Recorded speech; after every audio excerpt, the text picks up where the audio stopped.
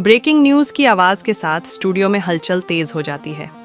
Anchor गंभीर चेहरे के साथ कैमरे की तरफ देखता है और कहता है कि आधी रात के बाद अचानक हुए एयर स्ट्राइक ने पूरे क्षेत्र को हिला दिया है। स्क्रीन पर जो तस्वीरें दिखाई दे रही हैं वो सीमा से सटे उस रणनीतिक इलाके की हैं जहां लंबे समय से सैन्य गतिविधियां चल रही थीं।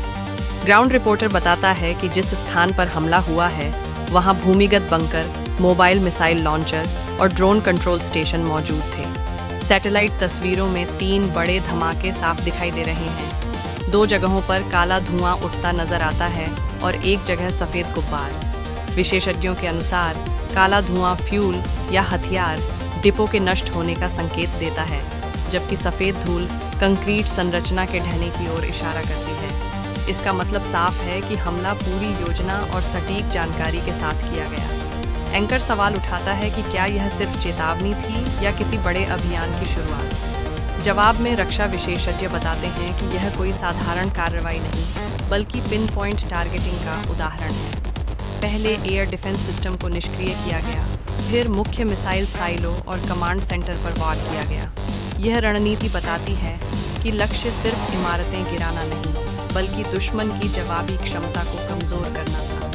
इसी बीच खबर आती है कि एक वरिष्ठ सैन्य कमांडर के मारे जाने की आशंका है। हालांकि आधिकारिक पुष्टि नहीं हुई है, लेकिन अगर यह सच साबित होता है तो इसका असर सिर्फ सैन्य ढांचे पर नहीं, बल्कि राजनीतिक समीकरणों पर भी पड़ेगा, क्योंकि किसी भी संघर्ष में नेतृत्व पर सीधा प्रहार मनोवैज्ञानिक दबाव पैदा करता है।